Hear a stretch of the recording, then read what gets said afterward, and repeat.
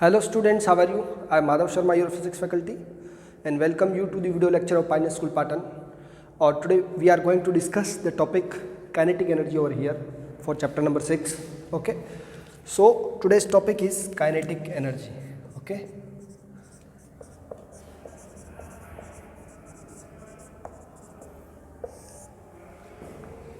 any body which possesses the energy due to its motion, means the energy possessed by a body, the energy possessed by a body due to virtue of its motion is called kinetic energy. Okay guys, the energy possessed by a body due to virtue of its motion is called kinetic energy. किसी भी body में जब motion होगा तभी उसमें kinetic energy होगी. Okay guys, if a body has mass, if a body of mass m has velocity v, then its kinetic energy को if I represent by k, kinetic energy k is equals to half M we square. Okay, कभी कभार के ई कह सकते हैं kinetic energy, normally आप के से भी डिनोट कर सकते हैं. Okay, kinetic energy K E is equals to half M we square. Okay guys, ऐसा यूनिट इज जूल. ऐसा यूनिट इसकी क्या रहेगी? जूल, यानी कि जो वर्क की यूनिट है वही आपकी काइनेटिक एनर्जी की यूनिट रहने वाली है. Okay guys, now how we will derive this formula. Okay, कैसे हम इस फॉर्मूले को डेराइव करेंगे? तो प्रूफ लेते हैं अपन इसका, जो बोर्ड कंटेंट से इंपॉर्टेंट रहता है. और कंपटीशन में भी अगर आप इसकी कोई बीच वाली स्टेप्स को याद रखेंगे तो आपको थोड़ा सा ईजी हो जाता है जब दो वेलोसिटीज़ गिवन होती है तब. सो एक बॉडी है हमारे पास जिसका मास m है, उस पर हमने कोई सर्टेन फोर्स लगाया F, और उसको s डिस्प्लेसमेंट दे करके किसी कांस्टेंट एक्सेलरेशन से मूव कराते हुए उसका वेलोसिटी जो u था वहाँ से उसका वेलोसिटी क्या हो जाता है? v हो जाता है. ओके गाइस, और एक्सेलरेशन उसका कितना रहता है? a रहता है. Okay guys, so if a body statement, if a body initially moving with velocity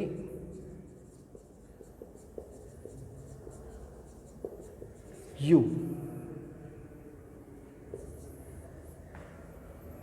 if a body initially moving with velocity u is applied with some force and its velocity becomes v after distance s. Okay, after displacement s,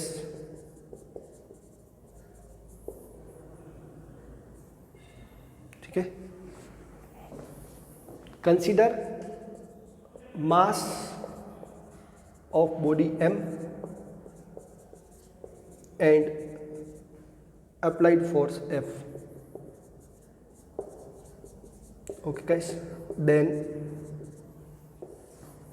ये इसका statement था. Diagram वो आपको दिखा रखा है proof के लिए. अब देखिए, by third equation of motion, since by third equation of motion आप जानते हैं कि v square is equals to U square plus 2as होता है. ओके गाइस, जैसा कि हमने थर्ड चैप्टर में पढ़ा है. तो यहाँ से आप देख सकते हैं कि v square minus U square is equals to 2as, और ये हो गया आपका s is equals to V square minus U square by 2a. ये इक्वेशन 1 दे देते हैं इसको. नाउ सिंस वर्क जो होता है, work w is equals to होता है आपका f dot s. Okay guys, and since f is equals to हम क्या जानते हैं? ma होता है. ओके गाइस, तो which implies W is equals to MAS। Okay, S की ये वैल्यू अगर इसमें डालते हैं तो which implies W is equals to MA multiply by V square minus U square divide by 2A। Okay guys, ये किसकी वैल्यू है? ये S की वैल्यू जो थी वो मैंने यहाँ से इसमें पुट करी। ओके गाइस, नाउ ये 2 से 2 A से A क्या हो गया? कैंसिल। हमारे पास आंसर आ गया W is equals to half M V square minus U square. Okay guys, अगर इनिशियल वेलोसिटी किसी ऑब्जेक्ट की 0 हो, if U equals to 0 means object कहाँ से स्टार्ट हो? रेस्ट से स्टार्ट हो, तो आप इस फॉर्मूले को देखेंगे कि W इज इक्वल्स टू आएगा आपके पास half MV square. Okay guys, this is formula for kinetic energy. Okay, half MV square कहाँ से? जब बॉडी कहाँ से स्टार्ट हो? रेस्ट से स्टार्ट हो, तब जो काइनेटिक एनर्जी का फॉर्मूला रहेगा वो हाफ MV स्क्वायर रहेगा। ओके गाइस, नाउ क्योंकि वर्क डन ही क्या होता है? एनर्जी होता है। वर्क डन ही क्या होता है? एनर्जी। इसलिए हम कह सकते हैं कि kinetic energy KE is equals to half MV square. Okay guys, kinetic energy KE is equals to half MV square. Got it? यही वर्क डन ही क्या होता है? आपका एनर्जी कहलाता है। इसका आप लोग स्क्रीनशॉट ले लेवे और काइनेटिक एनर्जी का फॉर्मूला कैसे हमने डेराइव किया ये आप देख लेवे। थर्ड इक्वेशन ऑफ मोशन से सीधा सीधा आपको इसको डेराइव करना है। Okay guys, now I will draw the relationship between kinetic energy and momentum. Okay, इसका स्क्रीनशॉट ले लिया होगा आपने, और अगर आपको मास और वेलोसिटी गिवन हो तो सीधा सीधा हाफ MV स्क्वायर में पुट करके आप काइनेटिक एनर्जी निकाल लेवे। अगर वर्क डन दे रखा हो तो उसको भी, जो वर्क डन भी काइनेटिक एनर्जी के इक्वल पुट किया जा सकता है। तो फॉर एग्जांपल कभी आपको ऐसा वर्क डन निकाल के पूछे what is the final velocity of the object, तो वर्क डन को हाफ MV स्क्वायर के इक्वल पुट कर देना है, उससे आपका वेलोसिटी निकाल सकते हैं आप। ओके,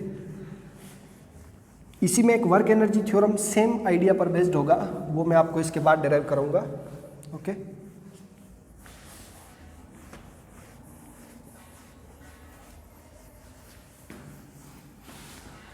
बेसिकली किसी बॉडी में दो एनर्जी रहती है, काइनेटिक एनर्जी और पोटेंशियल एनर्जी। और काइनेटिक एनर्जी और पोटेंशियल एनर्जी दोनों को मिला के मैकेनिकल एनर्जी कहा जाता है। क्या कहा जाता है? Mechanical energy. और जब किसी बॉडी को हम ऊपर फेंकते हैं तो धीरे धीरे उसका काइनेटिक एनर्जी कम होता है और पोटेंशियल एनर्जी इंक्रीज होता है। ऐसा आपने law of conservation of energy में पढ़ा होगा। अभी मैं आपको बता रहा हूँ relation between kinetic energy and momentum. Okay guys,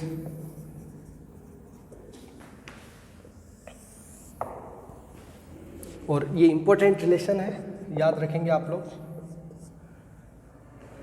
since kinetic energy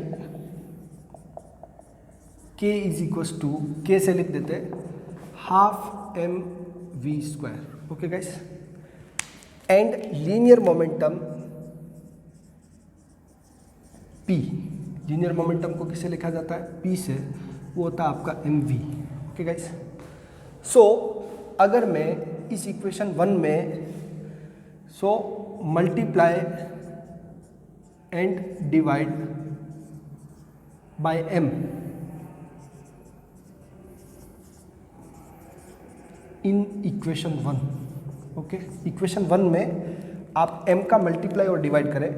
okay, तो K इज इक्वल टू क्या होगा? हाफ M से ऊपर मल्टीप्लाई भी किया और नीचे डिवाइड भी किया, तो M से मल्टीप्लाई करने पे M पे स्क्वायर आ गया और नीचे एक M एक्स्ट्रा आ गया मल्टीप्लाई और डिवाइड करने पे। इस इक्वेशन को अगर मैं थोड़ा सा फ्रेम करूँ तो 1/2M MV का whole square, since P is equal to क्या होता है हमारा? MV। इस इक्वेशन से 2 से मास इंटू वेलोसिटी मोमेंटम होता है, तो ये आपका आंसर आ गया K is equal to P square by 2M। Okay, this is the relation between momentum and kinetic energy. Okay. और इसी रिलेशन को थोड़ा सा मैं अगर कन्वर्ट करूँगा तो मेरे पास P is equals to root 2m आ जाएगा। ओके गाइस, वेयर K क्या है? Kinetic energy. तो this both are the relation between kinetic energy and momentum. जैसा आपको यूज़ करना है, जैसी आपकी कंडीशन है उसके अकॉर्डिंग आप इसको चूज़ कर लेवे। Okay guys, relation between kinetic energy and momentum. फिर से आप इसका एक स्क्रीनशॉट ले लेवे और मैं इसके कुछ क्वेश्चंस करूँगा। ओके गाइस, थ्योरेटिकल कॉन्सेप्ट है, फॉर्मूला एक रिलेशन है, वैल्यू पुट करके आपको निकालना रहेगा। ओके गाइस,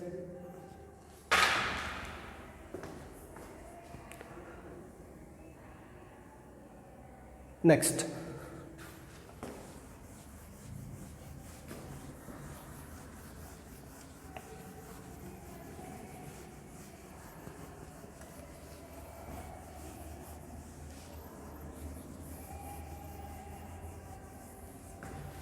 अब आप थोड़ा सा यहाँ पर कंक्लूजन को मैं जो ड्रॉ कर रहा हूँ वो ध्यान देंगे। इफ मास कांस्टेंट, अगर क्या है, मास कांस्टेंट है, तो आप ये कह सकते हैं कि kinetic energy K is inversely proportional to, मतलब K is directly proportional to, mass constant है तो K is directly proportional to P square, और we can say mass constant है तो P is directly proportional to root of K. Okay. If momentum is constant,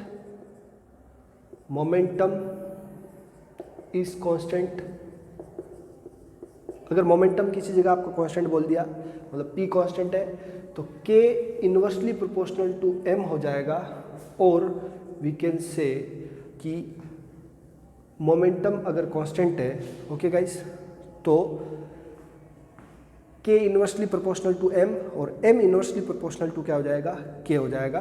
okay guys,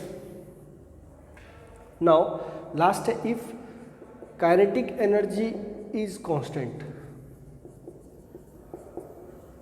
kinetic energy is constant, तो इस फॉर्मूले में अगर K constant हो जाएगा तो P डायरेक्टली प्रोपोर्शनल टू हो जाएगा रूट M। क्या हो जाएगा? P directly proportional to root M, and P directly proportional हो जाएगा आपका रूट M, और M किस पे डिपेंड करेगा? M directly proportional to P square. Okay guys, momentum mass के रूट पे डिपेंड करेगा और मास मोमेंटम के स्क्वायर पे डायरेक्टली प्रोपोर्शनल होगा। ये आपको रिलेशंस याद रखने हैं। कब कब? जब आपको क्वेश्चन में ऐसे कुछ वर्ड्स दे देंगे, हालांकि सॉल्व तो आप उस सिचुएशन को देख के करेंगे, फॉर्मूले आपको ये दोनों ही याद रखने हैं, बट फिर भी ये 3 अलग अलग केसेस मैंने ड्रॉ किए, वो आप लोग स्क्रीनशॉट ले लें फिर से। और अब अपन इसके क्वेश्चंस की तरफ बढ़ते हैं। Okay guys,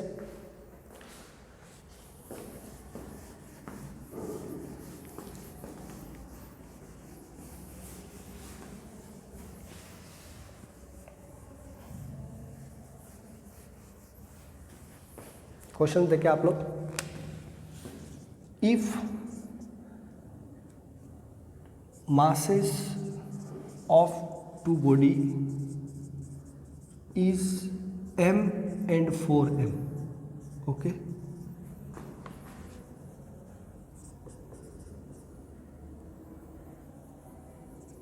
if mass of two body is m and 4m, एक तो स्मॉल m है, दूसरा 4 स्मॉल m है, then for constant momentum what will be ratio of kinetic energies?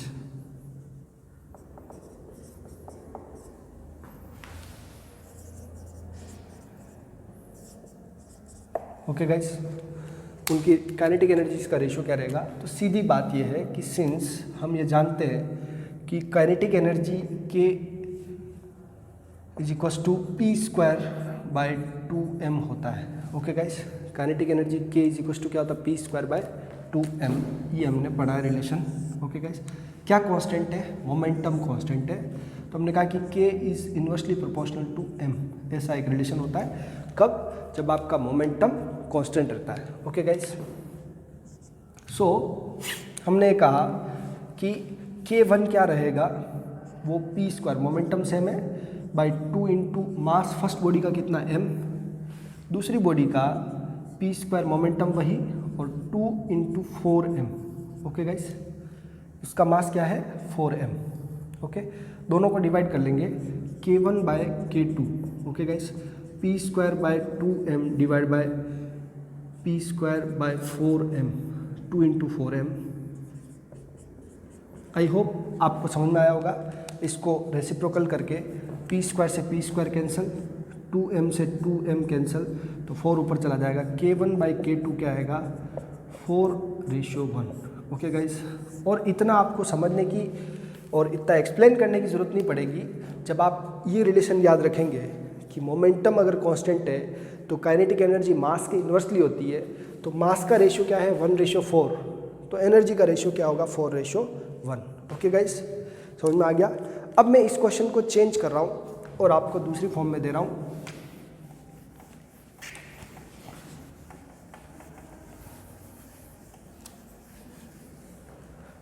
कि if two bodies of mass m and 4m, if two bodies of mass m and 4m have same kinetic energy, क्या है इनकी? Kinetic energy same है, then what is ratio of their momentum? Okay, momentum का ratio क्या होगा? Okay guys, question वही था, मैंने उसको लैंग्वेज चेंज किया है। तो इस बार आपका मोमेंटम का रेशियो निकालना है।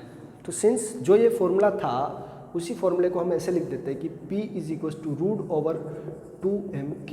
Okay guys, kinetic energy same है। ओके, तो which implies P directly proportional to root of m, m और 4m, 1:4 है तो उसका स्क्वायर रूट होगा, वो आपका आंसर हो जाएगा 1/2 में से। लेकिन मैं निकाल के दिखा रहा हूँ आपको कि P1 is equal to root 2mk, के सेम है, and P2 is equal to दूसरी बॉडी के लिए 2 तो वही है, मास की वैल्यू कितनी होगी? 4m।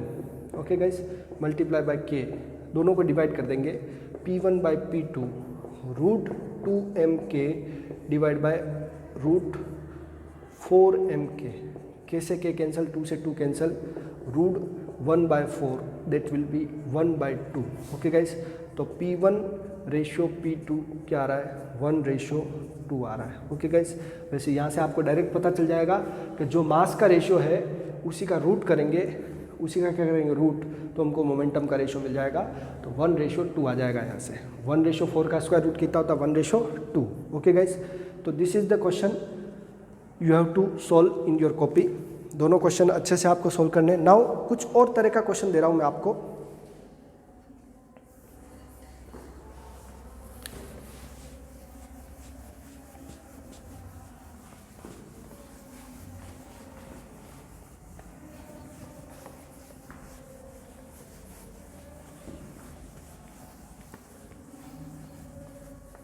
ऐसे सिमिलर क्वेश्चन आप सर्च करें अपनी नीट और JEE की गाइड से और खुद से करें। If the kinetic energy of two bodies of same mass, mass constant हो गया इस बार, इज इन रेशियो 4:1। ओके, 4:1 में उसकी काइनेटिक एनर्जी है। ओके गाइस, गाइस थोड़ा लाइट का डिस्टर्बेंस हो गया। ओके, तो कंटिन्यू करते हैं इसको कि the kinetic energy of two bodies of same mass is in ratio 4:1। Okay, 4:1। Then what is ratio of their momentum? Okay, momentum का रेशो क्या होगा। ओके, तो देखिए आप सीधा ये है कि इस बार कांस्टेंट किसको कर दिया, मास को। ओके, तो आंसर क्या निकालना मोमेंटम का, तो P is equals to √2mk, ये हमारा फॉर्मूला रहता है। जो आंसर आपको निकालना है उसी का फॉर्मूला बना के आप लिखे। Okay guys, now P mass constant, तो P डायरेक्टली प्रोपोर्शनल टू क्या हो गया, √k। ओके, सो अब आप देख सकते हैं कि ये 4:1 है k का रेशियो, तो हमारा जो आंसर आने वाला है डायरेक्ट P1/P2 वो क्या आएगा, 4/1 का स्क्वायर रूट। ओके, तो क्या हो गया 2:1। Okay, so answer is 2:1। Very simple. ऐसे जितने भी क्वेश्चंस है जिनमें आपको मास, मोमेंटम और काइनेटिक एनर्जी की कोई बात करी है, तो आप इस फॉर्मूले को चेंज करेंगे और जो आपका आंसर है उसको लेफ्ट हैंड साइड में ले जा करके बाकी एक्सप्रेशन को इधर पुट करेंगे, कांस्टेंट वैल्यू को रिमूव करेंगे, रेसिप्रोकल है, डायरेक्टली प्रोपोर्शनल है, रूट का प्रोपोर्शनल है। ओके, उस अकॉर्डिंग आपका आंसर निकाल लेंगे। ओके गाइस, अब आपको मैं यही काइनेटिक एनर्जी के क्वेश्चंस को प्रोजेक्टाइल के साथ एक क्वेश्चन मिक्स करके दे रहा हूँ, उसको ध्यान रखेंगे आप लोग।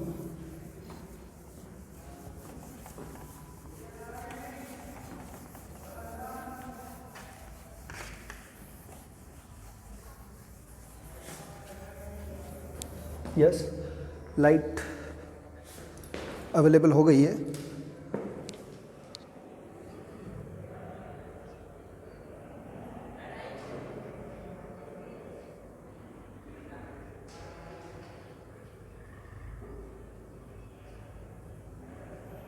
सो गाइस, यही क्वेश्चन अगर प्रोजेक्टाइल के साथ सेट किया जाए काइनेटिक एनर्जी का, हालांकि ये क्वेश्चन आपको प्रोजेक्टाइल के साथ हो जाना चाहिए था कुछ फोर्थ लेसन में, बट मैं यहाँ पे उसको कंसिडर करा रहा हूँ। When a body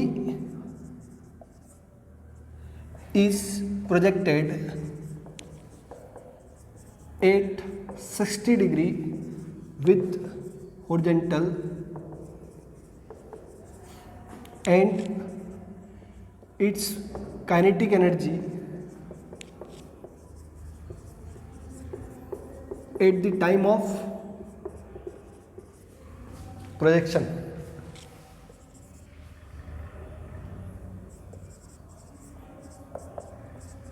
is E, then what is kinetic energy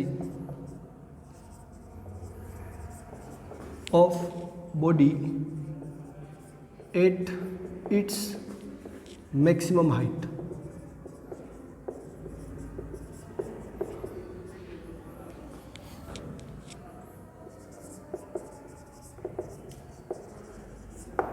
okay guys, question को आप फिर से एक बार पढ़ लें। When a body is projected at 60 degree with horizontal, angle दे रखा 60 डिग्री के साथ, and its kinetic energy at the time of projection is E. Okay, then what is kinetic energy of body at its maximum height of trajectory जब maximum height पे है तो मैंने लिखा E, second option E/2, C E/4 and D E/√2 या 2। ठीक है, जो भी आपको ऑप्शंस दे रखे हैं। ओके गाइस, नाउ आप क्वेश्चन को कैसे सॉल्व करेंगे, प्रोजेक्टाइल के कंसेप्ट को आपको फिर से रिकॉल करवाता हूँ कि जब भी किसी बॉडी को किसी एंगल पर थीटा पर प्रोजेक्ट किया जाता है v वेलोसिटी से, ओके, या u वेलोसिटी से, तो उसका इस तरफ जो कंपोनेंट रहता है वो v cos थीटा रहता है। ओके गाइस, और इस तरफ कौन सा रहता है, v sin theta. Okay guys, now अब आप बताइए कि जब इसका पूरा पाथ रहेगा, ट्रेजेक्ट्री रहेगी, तो इस समय इसका वेलोसिटी का कौन सा कंपोनेंट चेंज नहीं होता है, v cos थीटा। तो जब ये मैक्सिमम हाइट पर रहेगा तो उसकी वेलोसिटी कितनी रहेगी, v cos theta. Okay guys, तो अगर इस जगह इसकी energy E is equals to half mv² है, ओके गाइस, इस जगह इसकी एनर्जी, वेलोसिटी नहीं देके क्या दे दिया आपको, एनर्जी, काइनेटिक एनर्जी, तो इस जगह इसकी एनर्जी क्या रहेगी, E डैश हाफ m, और वेलोसिटी की जगह है आपका v cos थीटा का होल स्क्वायर। ओके गाइस, समझ गए आप लोग। नाउ यहाँ पे जो एनर्जी है वो E है, और यहाँ पे एनर्जी मैंने क्या ले ली, E डैश, यहाँ पे वेलोसिटी टोटल v है। ओके, दोनों का रिजल्टेंट v है। यहाँ जो vy है वो क्या है आपका 0 होता है, ओके, और ये आपका क्या होता है vx, x डायरेक्शन की वेलोसिटी ही रहती है, तो वही आपका टोटल वेलोसिटी से रहेगा। अब इसको मैं v cos थीटा क्वेश्चन के अकॉर्डिंग सोल्व करता हूँ, half m v cos 60, okay, cos square 60, half M we square हमारा क्या है e है, ओके गाइस। cos स्क्वायर 60 हमारा cos 60 1/2 होता है और उसका भी क्या करेंगे स्क्वायर करेंगे, ओके गाइस। तो ये आ जाएगा हमारे पास e और 2 का स्क्वायर कितना होता है 4, तो e डैश जो आ गया क्या आ गया e/4, ओके गाइस। समझ में आ गया आप लोगों को। ये क्या था cos स्क्वायर 60 के ऊपर डिपेंड कर रहा है, तो आप ये कह सकते हैं कि जो थीटा रहता है उसका स्क्वायर कर देते हैं और वो उसकी काइनेटिक एनर्जी हो जाती है, ओके गाइस। एनर्जी को मल्टीप्लाई कर देना cos स्क्वायर थीटा से, ये आपका सी ऑप्शन में आंसर आ गया है, ओके गाइस। नाउ एक क्वेश्चन मैं आपको सेल्फ खुद से करने के लिए दे रहा हूँ, और वो है कि जब आप इस थीटा को क्या कर देंगे 45 डिग्री कर देंगे, तब आपका आंसर क्या आएगा, ओके गाइस। समझ में आ गया। जब आप when a body is projected at 45 degree with horizontal and its kinetic energy is E, then what is kinetic energy of body at its maximum height of trajectory, ये options वही है, okay guys. और आप answer निकाल के देखेंगे cos square theta के multiply हो जाती है energy, E multiply by cos square theta करते हैं, आंसर आप डायरेक्ट भी निकाल सकते हैं, okay guys.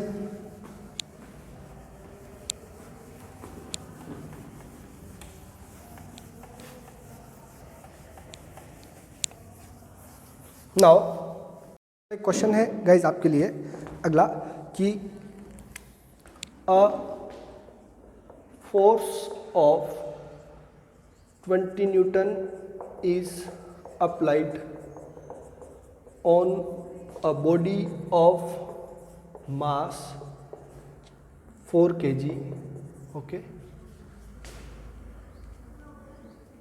along horizontal starting from rest,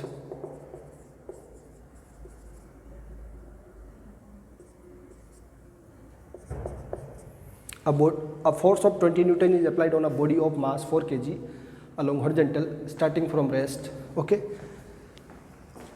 Then what is work done in 4 seconds, okay. Then calculate kinetic energy.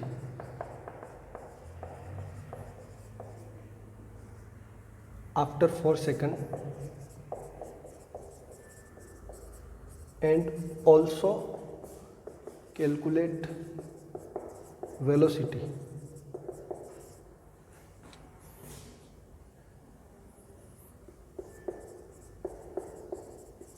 इसी समय उसकी वेलोसिटी क्या होगी।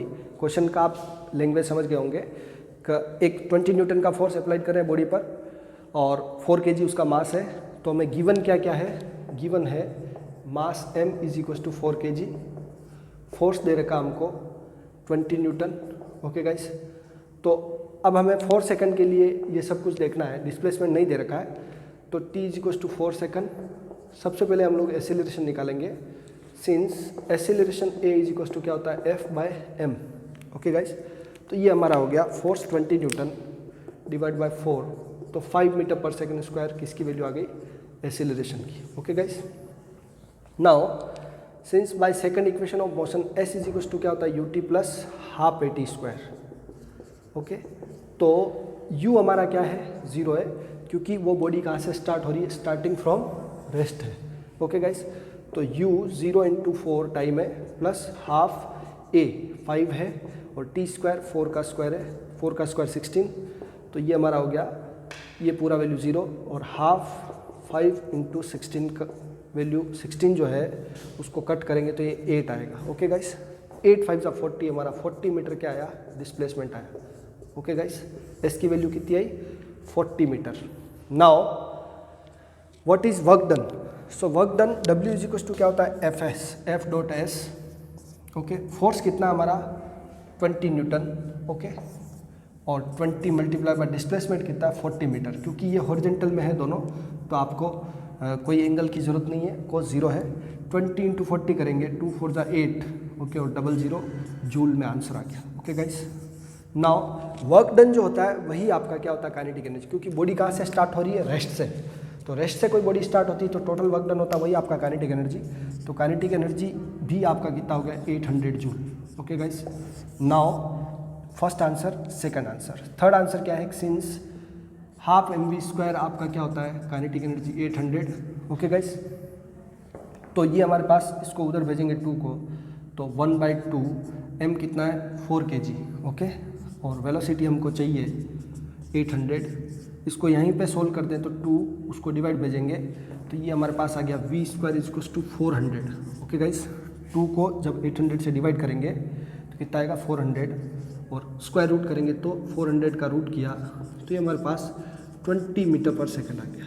ओके गाइस, ऐसा कोई भी क्वेश्चन जिसमें आपको रेस्ट से स्टार्ट कर रखा हो और आपको पूछे कि फाइनल काइनेटिक एनर्जी कितनी है, तो जो टोटल वर्क डन होता है वही आपका काइनेटिक एनर्जी होता है। ओके गाइस, और उसी काइनेटिक एनर्जी से हाफ mv² पुट करके आपने क्या निकाल दिया, उसका वेलोसिटी की वैल्यू निकाल दी। ओके गाइस, अब अगले वीडियो में मैं आपको वर्क एनर्जी थ्योरम दिखाऊंगा, जिसमें वर्क एनर्जी थ्योरम का मीनिंग है कि वर्क डन जो होता है, ऐसा ही कुछ है वो, कि वर्क डन जो होता है वो काइनेटिक एनर्जी में चेंज के इक्वल रहता है। Okay guys, W = half mv² - half mu², ऐसा आपका कॉन्सेप्ट रहेगा।